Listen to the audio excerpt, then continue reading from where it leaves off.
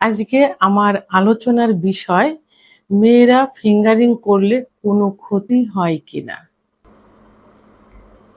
Fingering করা অর্থ এখানে বোঝানো হয়েছে যে হাত দিয়ে হস্তমৈথুন করা।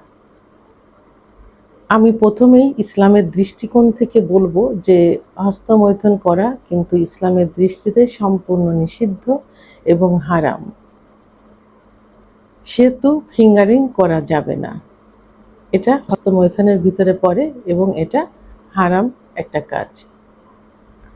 এখন সামাজিক দৃষ্টিকোণ থেকে বলবো যে সামাজিক দৃষ্টিকোণ থেকে এটা অপরাধের মানবিক একটা অপরাধ এবং অপরাধ বোধ নিজের ভিতরে কিন্তু অলওয়েজ টাইম থেকে থাকে। দাম্পত্য জীবনে কিন্তু কলহের সৃষ্টি হয়।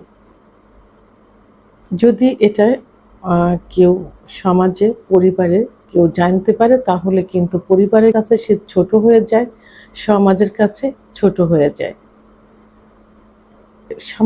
সামাজিকভাবে সে হেয় প্রতিপন্ন হয়। তো এই জন্য এই ফিঙ্গারিং করা যাবে না। এর একমাত্র উপায় হলো তার সেক্সুয়াল যে চাহিদা পূরণ করার জন্য বৈবাহিক সম্পর্কে আবদ্ধ হওয়া। এটা ইসলামিক আইন অনুযায়ী তাকে বিবাহ বন্ধনে আবদ্ধ হওয়া।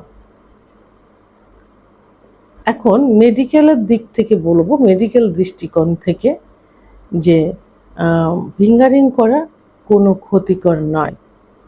এটা শুধুমাত্র স্ট্রেস কমাতে পারে, সুখ আনতে পারে এবং যৌন চাহিদা সামলাতে সাহায্য করে থাকে। এটা মেডিকেল সায়েন্স অনুযায়ী বলা হলো। এখন যেসব ক্ষেত্রে ফিঙ্গারিং সমস্যা হতে পারে সেগুলো হলো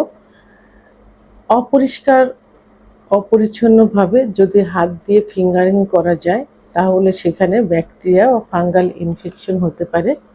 এবং যদি হাতের যে নখের যে আঙ্গুলগুলো, যে নখগুলো, এগুলো যদি বড় থাকে, অনেক সময় দেখা যায় যে ফিঙ্গারিং করতে গেলে যে যোনিপথের যে ওয়ালের যে টিস্যুগুলো থাকে, যে গ্রন্থিগুলো থাকে, অনেক সময় চিরে যেতে পারে খোঁচা লেগে।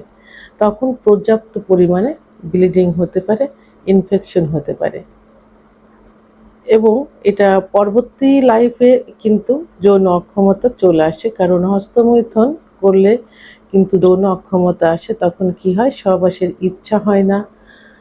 পুরুষের যেমন যৌন অক্ষমতা আসে, মেয়েদেরও কিন্তু সেরকম যৌন অক্ষমতা চলে আসে।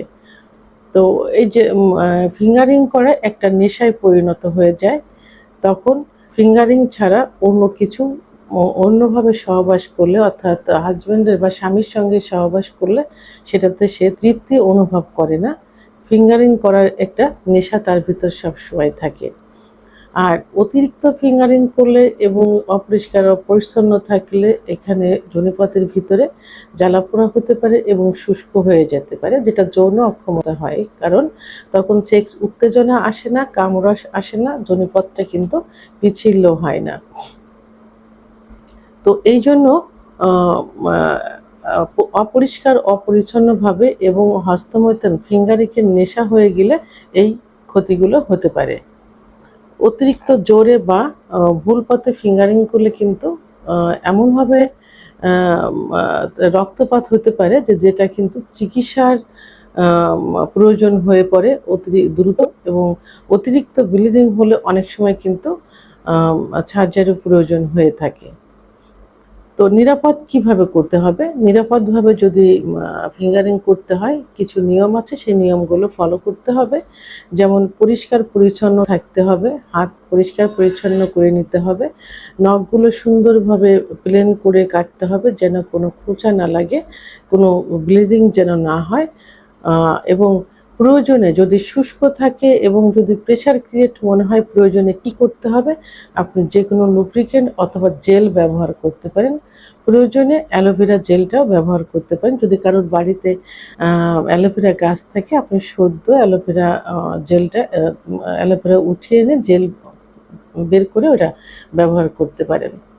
তো এখন সর্বশেষ আমি একটা কথাই বলবো যে যেহেতু হস্তমৈথুন ইসলামের দৃষ্টিতে সম্পূর্ণ নিষিদ্ধ এবং হারাম, সেহেতু ফিঙ্গারিং করা যাবে না। আর ফিঙ্গারিং থেকে দূরে থাকতে হবে, সামাজিক মূল্যবোধ হারাতে হবে এবং এখানে অপরিষ্কার অপরিচ্ছন্ন থাকলে এখানে ইনফেকশন হতে পারে। পরবর্তী এই অবস্থায় দেখা যাবে যে জরায়ুতে ক্যান্সার পর্যন্ত হয়ে যেতে পারে। সাংসারিক জীবনে অশান্তি হবে, কারণ যোনিপথ লুজ হয়ে যাবে, সহবাসে ইচ্ছা কমে যাবে, মানে সেক্স হরমোন মহিলাদের যেটা, যে ইস্ট্রোজেন হরমোনটা কমে যাবে, স্বামীর প্রতি কোনো চাহিদা থাকবে না, অলওয়েজ টাইম তাকে এই হস্তমৈথুনের নেশায় টানতে থাকবে।